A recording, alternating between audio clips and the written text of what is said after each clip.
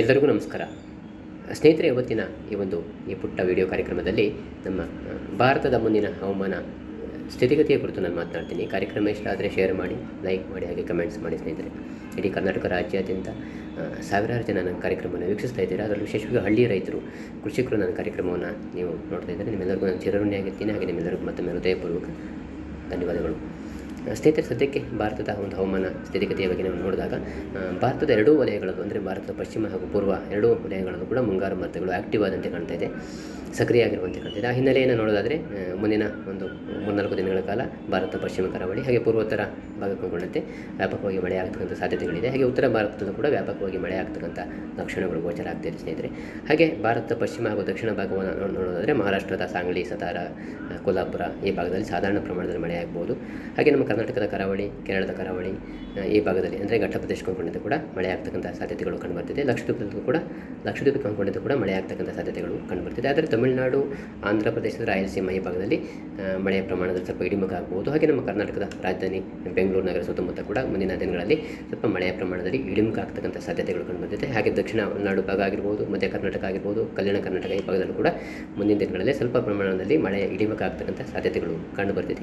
ಹಾಗೆ ದೇಶದ ಉತ್ತರ ಭಾಗವನ್ನು ನೋಡೋದಾದರೆ ದೇಶದ, ಅಂದರೆ ಪಂಜಾಬ್, ಹರಿಯಾಣ, ಪಾಕಿಸ್ತಾನದ ಸಿಂಧ್ ಪ್ರಾಂತ್ಯ ಈ ವ್ಯಾಪ್ತಿಯಲ್ಲಿ ಭಾರೀ ಪ್ರಮಾಣದಲ್ಲಿ ಮಳೆ ಆಗ್ತಕ್ಕಂಥ ಸಾಧ್ಯತೆಗಳು ಕಂಡುಬರ್ತಿದೆ. ಹಾಗೆ ರಾಜಸ್ಥಾನದ ಗಂಗಾನಗರ ಸುತ್ತಮುತ್ತ ವ್ಯಾಪಕವಾಗಿ, ಅಂದರೆ ಭಾರೀ ಪ್ರಮಾಣದಲ್ಲಿ ಅಲ್ಲಿ ಕೂಡ ಮಳೆ ಆಗ್ಬೋದು. ಹಾಗೆ ಭಾರತದ ರಾಜಧಾನಿ ದೆಹಲಿ ಸುತ್ತಮುತ್ತ ಇರ್ತಕ್ಕಂಥ NCR ಈ ಭಾಗದಲ್ಲಿ ಕೂಡ ಸಾಧಾರಣ ಪ್ರಮಾಣದಲ್ಲಿ ಮಳೆ ಆಗ್ಬೋದು. ಜಮ್ಮು ಮತ್ತು ಕಾಶ್ಮೀರ, ಹಿಮಾಚಲ ಪ್ರದೇಶ ಈ ಭಾಗದಲ್ಲಿ ಭಾರೀ ಪ್ರಮಾಣದಲ್ಲಿ ಮಳೆ ಆಗ್ಬೋದು ಸ್ನೇಹಿತರೆ. ಜಮ್ಮು ಮತ್ತು ಕಾಶ್ಮೀರದ ಲಡಾಖ್, ಹಾಗೆಯೇ ಗಿಲ್ಗಿಟ್ ಬಲ್ಟಿಸ್ತಾನ ಈ ಭಾಗದಲ್ಲಿ ವ್ಯಾಪಕವಾಗಿ, ಅಂದರೆ ಹೆಚ್ಚು ಪ್ರಮಾಣದಲ್ಲಿ ಮಳೆ ಆಗ್ತಕ್ಕಂಥ ಸಾಧ್ಯತೆಗಳು ಕಂಡುಬರ್ತಿದೆ. ಹಾಗೆ ಮಧ್ಯಪ್ರದೇಶದ, ಹಾಗೆ ಮಹಾರಾಷ್ಟ್ರದ ವಿದರ್ಭ, ಈ ತೆಲಂಗಾಣದ ವ್ಯಾಪ್ತಿಯಲ್ಲೂ ಕೂಡ ಭಾರೀ ಪ್ರಮಾಣದಲ್ಲಿ ಮಳೆ ಆಗ್ತಕ್ಕಂಥ ಸಾಧ್ಯತೆಗಳು ಕಂಡುಬರ್ತಿದೆ ಸ್ನೇಹಿತರೆ.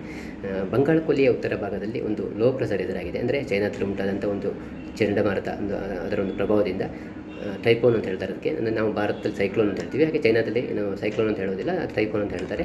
ಅದರೊಂದು ಅವಶೇಷಗಳು ಬಂಗಾಳಕೊಲ್ಲಿಯ ಕಡೆ ಆಗಮನ ಆದ ಹಿನ್ನೆಲೆಯಲ್ಲಿ ನಮ್ಮ ಭಾರತದ ಪೂರ್ವೋತ್ತರ ಭಾಗದಲ್ಲಿ, ಅಂದರೆ ಬಿಹಾರ, ಪಶ್ಚಿಮ ಬಂಗಾಳ ಈ ವ್ಯಾಪ್ತಿಯಲ್ಲಿ ಒರಿಸ್ಸಾಗೆ ಹೊಂದಿಕೊಂಡಂತೆ ಮುಂದಿನ ದಿನಗಳಲ್ಲಿ, ಮುಂದಿನ 3-4 ದಿನಗಳ ಕಾಲ ವ್ಯಾಪಕವಾಗಿ ಮಳೆ ಆಗ್ತಕ್ಕಂಥ ಸಾಧ್ಯತೆಗಳು ಕಂಡುಬರ್ತಿದೆ. ಸದ್ಯಕ್ಕೆ ಭಾರತದ ಪಶ್ಚಿಮ ಹಾಗೂ ಪೂರ್ವೋತ್ತರ ಎರಡೂ ವಲಯಗಳಲ್ಲೂ ಕೂಡ ಮುಂಗಾರು ಮಾರುತಗಳು ಸಕ್ರಿಯ ಆದ ಹಿನ್ನೆಲೆಯಲ್ಲಿ ದೇಶಾದ್ಯಂತ ಅನೇಕ ರಾಜ್ಯಗಳಲ್ಲಿ ವ್ಯಾಪಕವಾಗಿ ಮಳೆ ಆಗ್ತಿರ್ತಕ್ಕಂಥದ್ದು. ಇದು ಜುಲೈ 23, ಜುಲೈ 24, 25, 26, 27, 28ರ ಆಸ್ಪಾಸ್ನಲ್ಲಿ ದೇಶಾದ್ಯಂತ ವ್ಯಾಪಕವಾಗಿ ಮಳೆ ಆಗ್ಬೋದು. ಆದರೆ ಆಗಸ್ಟ್ ಮೊದಲ ವಾರದ ವೇಳೆಗೆ ದೇಶದಲ್ಲಿ ಮುಂಗಾರು ಮಾರುತಗಳು ಮತ್ತೆ ದುರ್ಬಲ ಆಗ್ತಕ್ಕಂಥ ಸಾಧ್ಯತೆಗಳು ಕೂಡ ಗೋಚರ ಆಗ್ತಿದೆ. ಹಾಗಾಗಿ ಮುಂದಿನ ದಿನಗಳಲ್ಲಿ ಕಾದು ನೋಡೋಣ ಏನೆಲ್ಲ ಒಂದು ಬೆಳವಣಿಗೆ ಆಗ್ಬೋದು ಅನ್ನೋದನ್ನು ನಾವು ನೋಡಬೇಕಾಗುತ್ತೆ.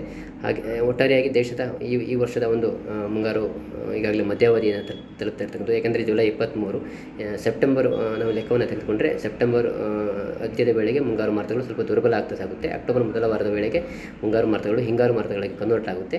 ಆ ಹಿನ್ನೆಲೆ ನೋಡೋದಾದರೆ ಇನ್ನೂ ಒಂದು ತಿಂಗಳು ಮಳೆಯ ಒಂದು ಅವಕಾಶ ಇದ್ದೇ ಇದೆ. ಹಾಗಾಗಿ ಮುಂದಿನ ಒಂದು ಪರಿಸ್ಥಿತಿಗಳು ಹೇಗಿರುತ್ತೆ, ಮುಂದೆ ಹೇಗೆಲ್ಲ ಮಳೆ ಆಗ್ಬೋದು, ಅದು ಭಾರತದ ಪಶ್ಚಿಮ ಕರಾವಳಿ ಆಗಿರ್ಬೋದು, ಘಟ್ಟ ಪ್ರದೇಶ ಆಗಿರ್ಬೋದು, ನಮ್ಮ ಕರ್ನಾಟಕದ ದಕ್ಷಿಣ ಒಳನಾಡು ಆಗಿರ್ಬೋದು, ಮಧ್ಯ ಕರ್ನಾಟಕ ಆಗಿರ್ಬೋದು, ಉತ್ತರ ಕರ್ನಾಟಕ ಆಗಿರ್ಬೋದು, ಬಹುತೇಕ ದೇಶಾದ್ಯಂತ ಮುಂದಿನ ದಿನಗಳ ಒಂದು ಹವಾಮಾನ ಪರಿಸ್ಥಿತಿ ಹೇಗಿರುತ್ತೆ ಅನ್ನೋದನ್ನು ನಾನು ಮುಂದಿನ ಒಂದು ವಿಡಿಯೋ ಕಾರ್ಯಕ್ರಮದಲ್ಲಿ ನಿಮಗೆ ತಿಳಿಸ್ಕೊಡ್ತೀನಿ ಸ್ನೇಹಿತರೆ. ಹಾಗೆಯೇ ನಿನ್ನೆ ನಾನೊಂದು ವಿಡಿಯೋ ಕಾರ್ಯಕ್ರಮವನ್ನು ನಡೆಸ್ಕೊಡ್ತಿದ್ದೆ. ಆ ಸಂದರ್ಭದಲ್ಲಿ 2006 ಜುಲೈ 11ರಂದು ಮುಂಬೈನಲ್ಲಿ ಒಂದು ಸರಣಿ ಬ್ಲಾಸ್ಟ್ ಆಗಿರುತ್ತೆ. ಆ ಸಂದರ್ಭದಲ್ಲಿ ಸಾವನ್ನಪ್ಪಿರ್ತಕ್ಕಂಥವರ ಸಂಖ್ಯೆ 189. ನಾನು ತಪ್ಪಾಗಿ 89 ಅಂತ ಉಚ್ಚಾರಣೆಯನ್ನು ಮಾಡಿರ್ತೀನಿ. ಹಾಗಾಗಿ ಈ ಒಂದು ಸಂದರ್ಭದಲ್ಲಿ ಆ ಒಂದು ವಿಚಾರಕ್ಕೆ ಸಂಬಂಧಪಟ್ಟಂತೆ, ಆ ವಿಡಿಯೋ ಕಾರ್ಯಕ್ರಮಕ್ಕೆ ಸಂಬಂಧಪಟ್ಟಂತೆ ನಿಮ್ಮಲ್ಲಿ ಕ್ಷಮೆಯನ್ನು ಯಾಚಿಸ್ತಾ ಇದ್ದೀನಿ. ಹಾಗೆಯೇ ಮುಂದಿನ ಒಂದು ವಿಡಿಯೋ ಕಾರ್ಯಕ್ರಮದಲ್ಲಿ ಮತ್ತೊಂದು ವಿಶೇಷ ವಿಡಿಯೋ ಕಾರ್ಯಕ್ರಮದೊಂದಿಗೆ ನಿಮ್ಮೊಂದಿಗೆ ನಾನು ಹಾಜರಾಗ್ತೀನಿ. ನನ್ನ ಕಾರ್ಯಕ್ರಮ ಇಷ್ಟ ಆದರೆ ಶೇರ್ ಮಾಡಿ, ಲೈಕ್ ಮಾಡಿ, ಹಾಗೆ ಕಮೆಂಟ್ಸ್ ಮಾಡಿ ಸ್ನೇಹಿತರೆ. ನಾನು ಪ್ರಮೋದ ಕರಗೂರು.